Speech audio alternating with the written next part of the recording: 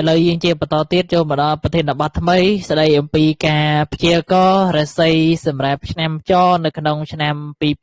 2026ខាងមុខនេះអញ្ចឹងនៅក្នុងឆ្នាំក្រោយជាឆ្នាំមមីអញ្ចឹងតារាសីឆ្នាំចនឹងអាចជួបរឿងអីនៅក្នុងឆ្នាំក្រោយដែលត្រូវនៅឆ្នាំ2026អញ្ចឹងឆ្នាំច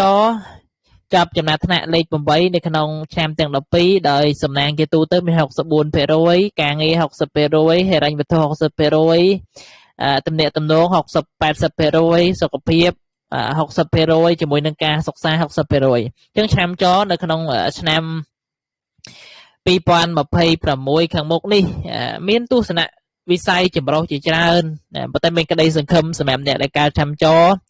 ដែលអាចថានឹងមានកំណើនអាជីវកម្មការពង្រីកការច្នៃប្រឌិតនិងផលចំណេញជាក់ស្ដែងហើយទៅទិនគ្នាក្នុងនោះដែរក៏មានការប្រឈមមុខទៅនឹងអត្តពលមួយចំនួនទៅត្រូវការប្រុងប្រយ័ត្នទាមទារមានការដោះស្រាយនៃការយកចិត្តទុកដាក់ចឹងឯងចឹងទាំងផ្កាយល្អទាំងផ្កាយមិនល្អនឹងបង្កើតជារឿងមួយសម្រាប់ជីវិតអ្នកកើតឆ្នាំចរក្សាភាពធន់និងភាពច្បាស់លាស់នៃគោលបំណងនេះជាតារាសម្រាប់ឆ្នាំចដែលតារាទាំងនេះគឺចមកជាប់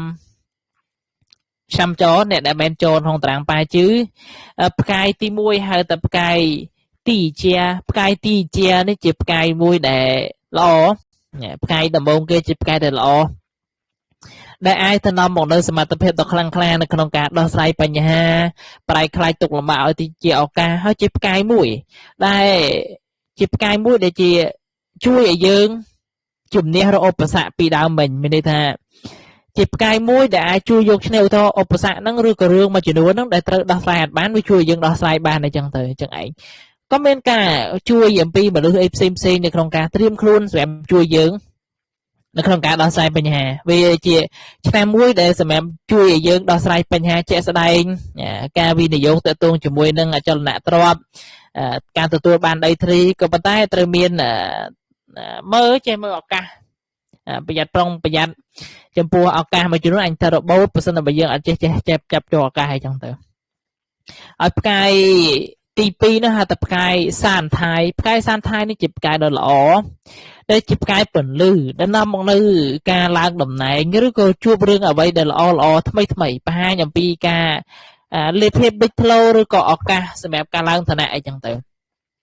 ឆ្នាំចអាចថានឹងមានការពង្រីកអាជីវកម្មឬក៏ការប្រាក់ចំណេញអីចឹងទៅផ្កាយនេះល្អជាងគេនៅក្នុងឆ្នាំ2026បន្តមកផ្កាយជាបន្តទៀតមានផ្កាយផ្កាយហ័រកាយផ្កាយហ័រកាយនេះជាផ្កាយមួយដែលធ្វើឲ្យយើងមានការបំផុសគំនិតប្លែកពីគេហើយតែផ្កាយនោះជាផ្កាយសិល្បៈអញ្ចឹងណាវាតំណាងឲ្យការច្នៃប្រឌិតធម្មពលមួយចំនួនអីចឹងទៅក៏ប៉ុន្តែបើសិនបើយើងអត់ជាអ្នកសិល្បៈទេអត់ជាអ្នកចូលចិត្តច្នៃប្រឌិតទេផ្កាយនេះអាចតែប្លែកវាទៅជាប្លែកមានអារម្មណ៍ឲ្យយើងមានអារម្មណ៍ឯកាយអញ្ចឹងទៅអញ្ចឹងទទួលការយកប្លែកក្នុងជីវិតរបស់យើងអនុញ្ញាតឲ្យផ្កាយនេះនាំយើងទៅការបំពេញនៅអាជីវកម្មតាមរយៈភាពត្រឹមត្រូវ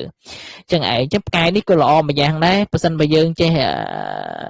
ប្រើប្រាស់វាព្រោះវានាំឲ្យយើងមានគំនិតច្នៃប្រឌិតឬអារម្មណ៍ប្លែកថ្មីផ្កាយជាបន្តទៀតហៅថាផ្កាយផ្កាយអ៊ូគុយផ្កាយអ៊ូគុយនេះជាផ្កាយនាំមកនៅភាពការថប់អារម្មណ៍ការមិនសប្បាយចិត្តការសង្ស័យគ្មានហេតុផលជាពិសេសសម្រាប់ទំនាក់ទំនងចិត្តស្និទ្ធដូចជាប្តីប្រពន្ធដូចជាដៃគូស្នេហាអញ្ចឹងទៅវាបង្កើននៅភាពរសើបអីចឹងទៅអញ្ចឹងណាមានន័យថាសុខបើអត់សប្បាយចិត្តអីចឹងទៅអញ្ចឹងឯងអញ្ចឹងត្រូវមានសតិសម្បជញ្ញៈល្អផ្ដោតអារម្មណ៍គ្រប់គ្រងធម៌ពលអារម្មណ៍ច្បងច្បល់ឲ្យបានល្អបន្តមកទៀតផ្កាយចំនួន3ផ្កាយនានហ្វូផ្កាយគន់ហ្វូមួយផ្កាយហ្វៃហ្វូផ្កាយទាំង3នេះជាផ្កាយមួយដែលនាំមកនៅហានិភ័យដែលចាប់តទៅជាមួយនឹងបញ្ហាផ្លូវច្បាប់ឬក៏ការចាប់គាំងផ្នែករដ្ឋបាលឯកសារអីចឹងទៅអញ្ចឹងយើងគួរណែនាំឲ្យយកចិត្តទុកដាក់លើកិច្ចសន្យាឬឯកសារណាមួយដែលមិនអាចដោះស្រាយបានពីមុនមកក៏ត្រូវរៀបចំឲ្យល្អមួយទៀតជៀសវាងការបំពេញកាតព្វកិច្ចបើសិនបើយើងមានការកំហុសផ្នែកផ្លូវច្បាប់អីចឹងទៅវាធ្វើឲ្យយើងកាន់តែធ្ងន់ធ្ងរទៅយើងអត់បានបងប្អូនឬក៏យើងធ្វើអីមួយដែលឆក់ល្បីអញ្ចឹងទៅវាកាន់តែធ្វើឲ្យបញ្ហាហ្នឹងកាន់តែខ្លាំងឡើងអីចឹងទៅអញ្ចឹងជៀសវាងធ្វើអីដែលខុសច្បាប់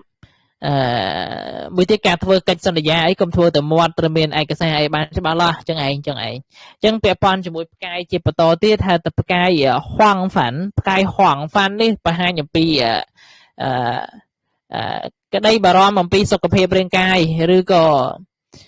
អ្នកដតីនឹងបង្កបញ្ហាដល់យើងអញ្ចឹងទៅអញ្ចឹងបើទោះបីជាយើងជួបរឿងល្អ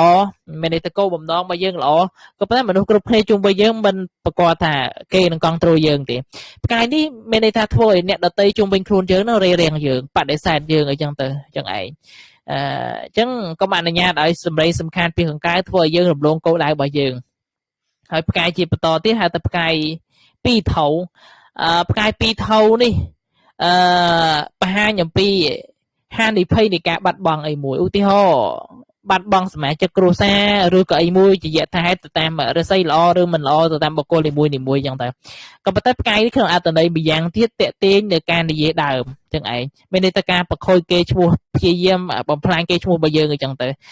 បើទោះបីជាយ៉ាងណាក៏ដោយត្រូវរក្សានៅភាពស្ងប់ស្ងាត់ជៀសវាងឆ្លោះគ្នាប្រកែកគ្នាការពារចន្លោះផ្លូវចិត្តរបស់យើងចំពោះអ្នកដែលមិនមានបំណងល្អរបស់យើងសរុបមកនៅក្នុងឆ្នាំ2026ជាឆ្នាំមួយដែលផ្ដល់នៅក្តីអស្ចារ្យសម្រាប់ឆ្នាំចជាពិសេសកំណើននៃអាជីវកម្មផលចំណេញចលនាទ្រព្យឬក៏ការបំពេញភាពច្នៃប្រឌិតអីចឹងទៅបើទោះបីជាមានឧបសគ្គជាច្រើនបើក៏នៅបញ្ហាផ្លូវច្បាប់ផ្លូវចិត្តផ្លូវច្បាប់ក៏ដោយក៏ប៉ុន្តែធានាថាយើងនឹងមានឧបករណ៍សម្រាប់ជំនះឈ្នះវាដោយការរក្សាភាពឧស្សាហ៍ផ្ដោតអារម្មណ៍មានតុល្យភាពផ្លូវចិត្តយើងអាចបំលែងភាពសោកស្ដាយទាំងអស់នោះទៅជាជំហរជោគជ័យរបស់យើងនៅក្នុងរយៈពេលវែងអញ្ចឹងទៅអញ្ចឹងពណ៌ដែលល្អសម្រាប់ឆ្នាំចលើករាសីមានពណ៌បៃតងពណ៌លេខដែលល្អមានលេខ1លេខ2ហើយឆ្នាំដែលអាចជួយឆ្នាំចបានមានឆ្នាំថោះអញ្ចឹងលោកគ្រូនៅចុងឆ្នាំលោកគ្រូតែងតែមានការដាក់ជាវយ័នសម្រាប់យើងលើករាសីឆ្នាំថ្មីដូចជាការពារនៅភ័យវិបត្តិអន្តរាយគ្រប់បែបយ៉ាងនៅក្នុងឆ្នាំថ្មីនេះអញ្ចឹងសម្រាប់យើងជាវដាក់ទុកតាមខ្លួនហើយមួយទៀតការអានតារាងរាសីប្រចាំឆ្នាំក៏មានការអានទៅដូចទៅតាមធម្មតាដែលយើងនឹងមើលពិនិត្យមើលបន្ថែមទៀតទៅលើថ្ងៃខែឆ្នាំកណ្ដាលម៉ោងកើតរបស់យើងដើម្បីបញ្ជាក់ថាយើងនឹងអាចជួបរឿងអីនៅក្នុងឆ្នាំថ្មីមានឱកាសរឿងអីខ្លះចឹងជូនពរអ្នកតំណាងទាំងអស់គ្នាសំណាងល្អនៅក្នុងឆ្នាំថ្មីខាងមុខនេះជាពិសេសជូនពរអ្នកកើតឆ្នាំចជួបទៅរឿងល្អប្រសើរក្នុងឆ្នាំថ្មី